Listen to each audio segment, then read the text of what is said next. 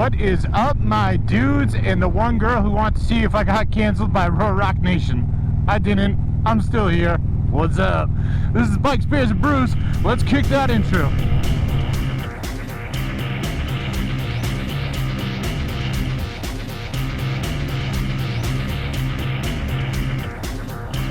Hey guys, welcome back to the channel.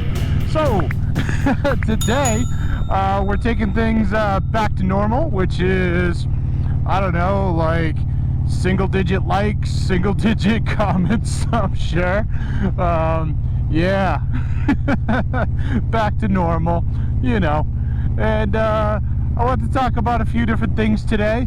I want to start with something very non-motorcycle related, though, that I feel is really important, that we really should be talking about right now.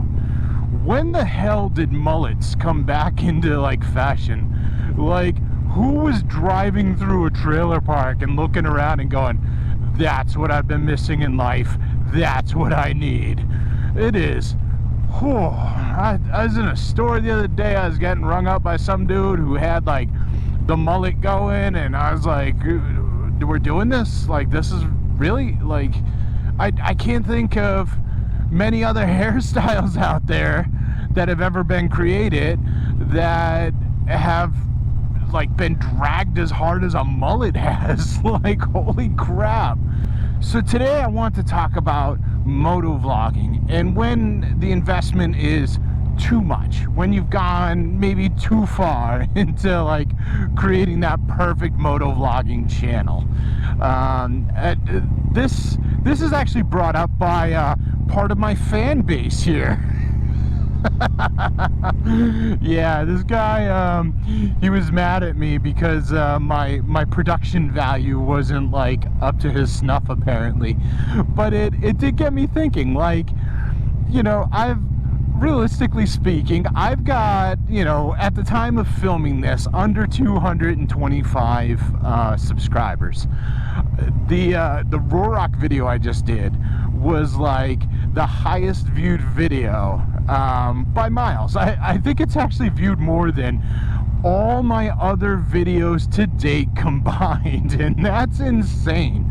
So it really comes down to like how much should I really be investing in my channel currently? I don't feel like I should be doing like Michael Bay level like special effects, like going like Transformers summer blockbuster movie event in my current situation, in my current standing. Like, I don't make money off of my channel. I definitely spend plenty of money off of my channel. You know, before my channel, I didn't have a GoPro, I didn't have in-helmet mics, I didn't have editing software, I didn't have like ring lights, I didn't have green screens, I didn't, like, there's so much that goes into this behind the scenes. And, you know, I'm sure most of you watching this are motovloggers, and you know what I'm talking about. There's a lot that goes into creating your content. And I guess my question for you is, like, where's your limit? Where do you toe the line? Where do you finally go, you know, this is the ceiling, this is as high as I'm going to go for my current situation? And really, that's because I've seen like some motovloggers, which, high five to them. Like, what they're doing is amazing. I've seen motovloggers that have less subscribers than I have, less viewers than I have, that have like 3 or 4 like cameras going, you know, a drone or 2 following them around, way more special effects than I ever care to learn how to do. Editing that is just a masterpiece. I mean, like, these motovlogs are like ready for like theaters. And I think it's cool, I think it's awesome, but like, is the return worth it? Like, I don't know. Like, personally, for me, I feel like kind of where I am now, I feel like I'm in a pretty good place, and I feel like I kind of move and I grow and I develop a little bit, as my channel grows and moves and develops, and as I start getting feedback, and as I start getting more people coming to the channel and more people interacting with me and stuff like that, but I don't go all out. I mean, I could easily buy like 2 or 3 more like cameras. I could easily buy a drone.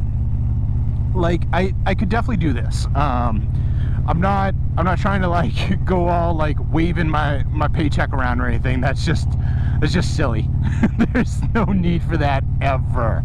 And if somebody starts throwing out numbers of how much they make and stuff in an argument, they've already lost the argument. They sound like idiots. But to me it's like, you know, when I'm buying, like I buy all my stickers, I buy like those little flyers, buying stamps, envelopes, again, like the camera, the digital editing software, like all this crazy stuff. And it's also like, and it's not even just the money stuff that I'm like throwing at it, you know. I invest a lot of time into like editing the videos, coming up with the ideas, trying to pull together like stuff that will be interesting in content.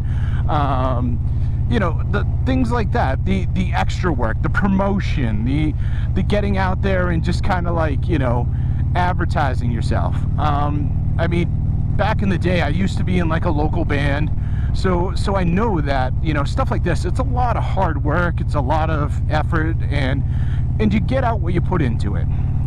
But at the same time, even when I was in a local band, like I didn't look at my band members and go, hey man, we got to go out and buy like Metallica level gear to go play in front of these 5 people over here. So that's kind of where I'm at currently, and I'm just kind of curious what other people's thought process is. So, you know, definitely throw that down below in the comments. I think currently is the same thing as like when you open up magazines and like, you know, if you're a guy and you see like a bunch of bodybuilders and stuff and you're like, oh, I need to do that, and you go out and buy like the best gym membership, all like the overpriced workout gear, all the supplements and all this stuff, when all you have to do is like clean up your diet and start like, I don't know, getting off the couch once in a while to start your journey. Or, you know, the girls who are like, they open up the magazine, they see like, you know, these swimsuit models, and they're like, oh, I gotta look like that, I gotta, if I looked like that, I would have all their like fame and fortune and all their like fans and stuff. And I think motovloggers are kind of like falling into that as well, because there's a lot of like motovloggers out there right now who are awesome, who have, you know, 100,000 or more followers, and you know, they have like multiple cameras. Some of them have road teams following them, like guys in trucks and cars and stuff, like, you know, with backup cameras and like, I don't know, B-roll footage for them and carrying their gear and all this stuff. Some people have enough money to, you know, just drop their bike every other episode and hope that it gets a couple likes, and you know, there's just crazy stuff like that. And it seems like some of the newer motovloggers are like, well, hey, you know, if I had 10 cameras, if I had like, you know, my whole crew following me, if I had Michael Bay in a director chair behind me, if I had a full script written out, I would get the same fame and fortune and, well, I don't know about fortune, but I would get the same fame, popularity, and all this stuff that these bigger guys have. And I think a lot of these newer guys forget to look back, like, you know, a year or two when these motovloggers had like nothing, and you know, they had like a few hundred subscribers, or, you know, a few thousand subscribers, and they were just using a camera, and it wasn't even like the newest camera. It was like one that was like, you know, a GoPro 2 when they were on like GoPro like 7, and they did their thing. They rolled, they made footage, they edited it, and they just hoped people hopped on and came along for the ride. So yeah, I guess that is my my query for the day. Let's say is, if you're a motovlogger, you know, what are you investing in? Like, how much are you investing, and do you really see like some enormous return because you've spent exponentially more than the guy who's running around with a GoPro 3 and, like, you know, a half broken down Harley Sportster from the 80s. Like, leave a comment below. And yeah, don't forget to like, subscribe, hit that bell notification, share this video with friends, share it with family. Probably still don't share it with rock fans. I think they're still mad at me.